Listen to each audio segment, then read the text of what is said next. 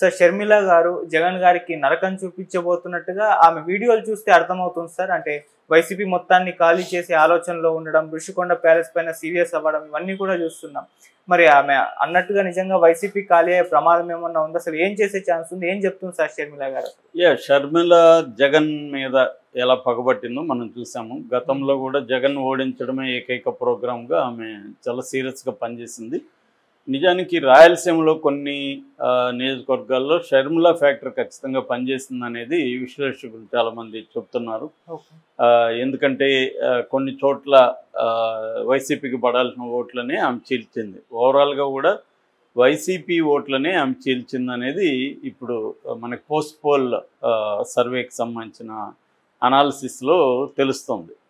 So ఇప్పుడు షర్మిల మధ్యలో ఆమె అమెరికా వెళ్ళొచ్చింది ఎలక్షన్ తర్వాత.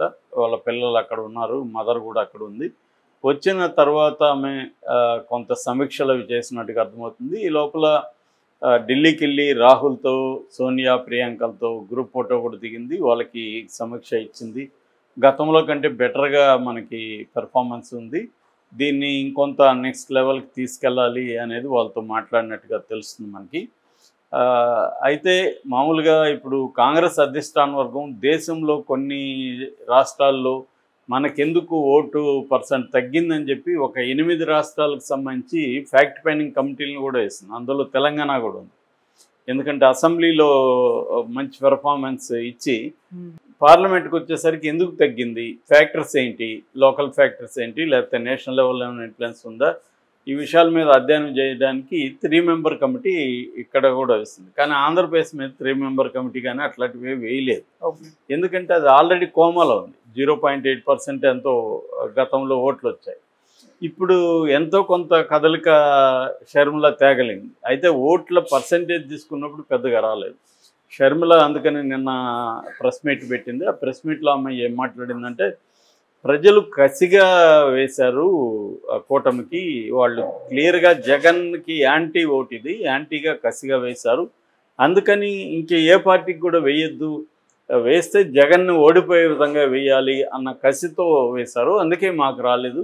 మేము యాక్చువల్గా 8% ఓట్ షేర్ ఈసారి వస్తుందని ఆశించాము, బట్ 1.72%కి ఆగిపోయింది. అంటే 2% ఓట్లు కూడా రాలేదు.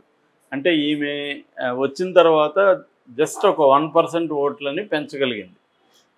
మేబీ ఆమెకి ఇంకా కొంత ముందుగా వచ్చి ఇంకొంత చేసుంటే ఏమన్నా కొద్దిగా పెరిగి ఉండేదేమో. కానీ ఏదేమైనా కాంగ్రెస్కి అనుకున్న కదలిక కనీసం చాలా సర్వేలు కూడా 2 నుంచి 3%, 4% కూడా కొంతమంది ఇచ్చారు. అక్కడికి కూడా రాలేకపోయింది. దానికి ప్రధాన కారణం వాళ్ళు ఇవ్వడానికి షర్మిల మీడియాలో, సోషల్ మీడియాలో ఆమె హల్చల్ చేయగలిగింది, కొంత ఇంపాక్ట్ క్రియేట్ చేయగలిగింది. కానీ గ్రౌండ్ లెవెల్లో షర్మిలకి కానీ లేకపోతే కాంగ్రెస్కి ఎందుకు ఓట్లు వేయాలి అనేదానికి ఆమె ఎక్కడ సమాధానం చెప్పలేదు. జగన్ని తిట్టడం తప్ప ఆమె కాంగ్రెస్కి ఎందుకు వేయాలో చెప్పలేదు. ఇప్పుడు జగన్ని తిట్టినప్పుడు జగన్కి ఆల్టర్నేటివ్గా ఎవరున్నారు, కూటమి ఉంది కాబట్టి అది నేచురల్గా కూటమికి వేస్తారు. కానీ ఈమెని ఆల్టర్నేటివ్గా ఎవరు చూసే ప్రసక్తి లేదు. ఆ 1.75 కూడా జగన్ వ్యతిరేకులు, కూటమి వ్యతిరేకులు అయ్యి ఉంటారనమాట. వాళ్ళు కూటమికి వేయడానికి ఇష్టం లేదు, జగన్కి వేయడానికి ఇష్టం లేదు. కాబట్టి మన ఓటు వేస్ట్ అయినా కూడా నోటా కేసు బదులు కాంగ్రెస్కి వేద్దామని కాంగ్రెస్కి పడిన ఓట్లు. అట్లాగే ట్రెడిషనల్గా కాంగ్రెస్ పట్ల విధేయంగా ఉన్న కొంతమంది ఓటర్లు. ఎంత తప్ప ఆమె ఇంపాక్ట్ ఏమీ పనిచేసినట్లేదు. దానికోసం ఆమె ఎక్స్ప్లెనేషన్ ఏమి ఇచ్చుకుంటుందంటే, కసిగా జగన్ను ఓడించడానికి ప్రజలు కూటమికి వేశారు, అందుకని మాకు రాలేదు అనేది ఆమె చెప్పింది. నేను 64 నియోజకవర్గాల్లో సభలు పెట్టాను, తిరిగాను, కష్టపడ్డాను, కానీ దానికి అనుకున్నంత రాలేదు. కానీ మాకైతే ఓటు పర్సంటేజ్ పెరిగింది కాబట్టి ఆ మేరకు మేము హ్యాపీగానే ఉన్నాము అనేది ఆమె చెప్పింది.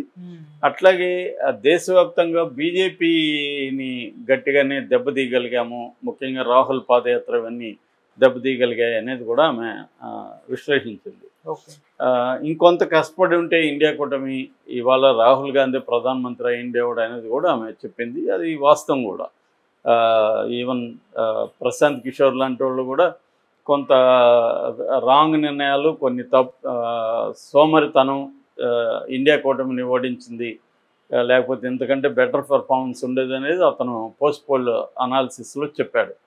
సో అది ఈమె కూడా అదే విషయాన్ని ఇక్కడ చెప్పింది.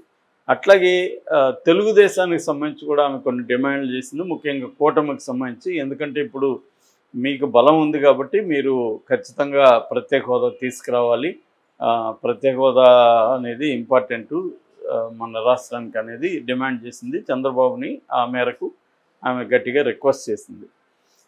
ఇక ఆమె ప్రధానంగా చెప్పింది ఏంటంటే వైసీపీ నుంచి వలసల్ని మేము ప్రోత్సహిస్తాం, వైసీపీని ఖాళీ చేస్తాం అన్నట్టుగా ఆమె మాట్లాడింది.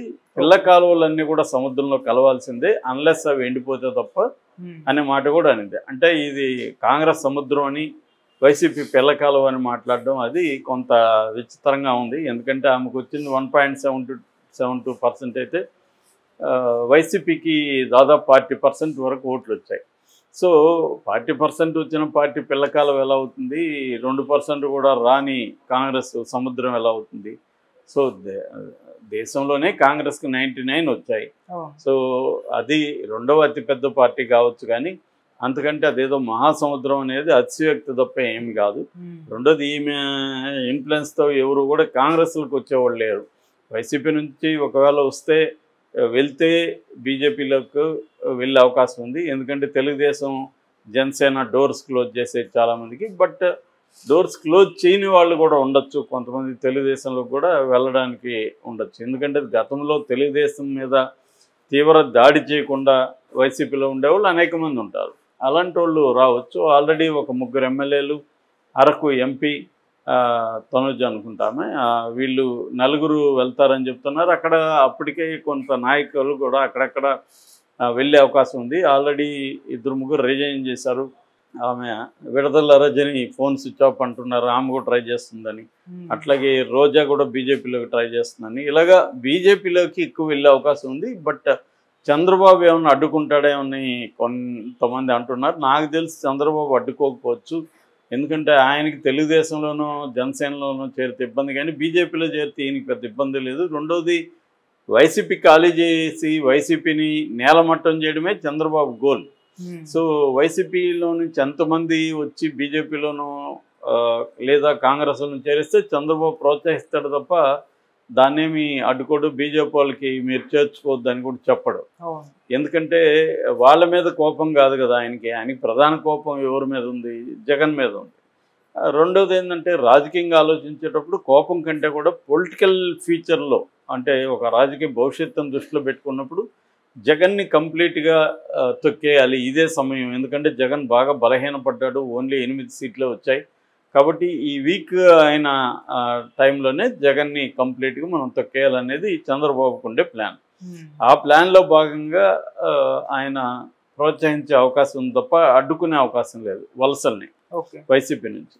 బట్ షర్మిల ఇప్పటివరకు అయితే అంటుంది, కానీ మరి షర్మిల ఈ ప్రోగ్రామ్ ఏంటి, వలసల్ని ఆకర్షించాలంటే ఈమె ఏం చేయాలి అనేది లేదు. ఎలక్షన్ ముందన్నా కొంత ఊపు ఉంది, ఈమె ఏదో చేయబోతుంది అనుకున్నారు. నిజానికి ఎన్నికల్లో ఆమె పెర్ఫార్మెన్స్ చేస్తుంటే ఖచ్చితంగా కొంత వలసలు వచ్చిండేవి. కనీసం 1 సీటు 6 సీటు గెలుచుకొని ఉంటే నెక్స్ట్ 5 ఏళ్లలో హోప్ ఉంటుందని అనుకునేది. ఇప్పుడు కాంగ్రెస్కి గడ్డుకాలం యాక్చువల్గా. ఇప్పుడు ఆ ముందున్న కర్తవ్యం ఏంటంటే ఈ ప్రభుత్వానికి కొంత టైం ఇస్తారు, ఎలాగో ఎవరైనా ఇస్తారు ప్రతిపక్షాల్లో. కొంత టైం అయినా కన్నా ఈ ప్రభుత్వం కూడా చేసే ప్రజా వ్యతిరేక చర్యలు ఆల్రెడీ వాళ్ళు స్టార్ట్ చేశారు. మనం వరుసగా చెప్పుకుంటున్నాం రోజు ఒక వీడియో.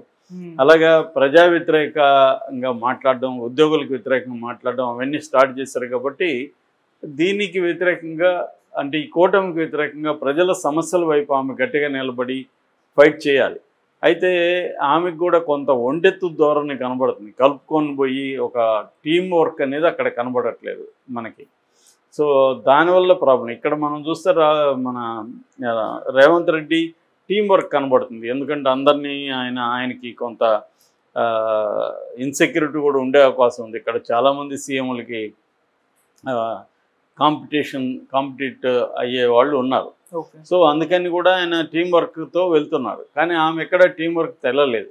అందుకని ఆమె మీద కొంత విమర్శలు కూడా అక్కడ వచ్చాయి. ఈమె డబ్బులు తినేసిందని కలెక్ట్ చేసి ఇలాంటి విమర్శలు కూడా వచ్చాయి. సో ఆమె వైసీపీని ఖాళీ చేయడమో, జగన్కి నరకం చూపించడమో తర్వాత సంగతి. ముందుగా ఆమె పార్టీని నిర్మించుకునే కార్యక్రమం ఆమె చేయాల్సి ఉంటుంది. అట్లాగే ఆమె రిషికొండ మీద కూడా మాట్లాడింది. రిషికొండ ప్యాలెస్ అది పబ్లిక్ మనీ, ఒక పక్క లక్షల కోట్లు అప్పులు చేసి ఇలాగ ఖర్చు పెట్టడం కరెక్ట్ కాదు.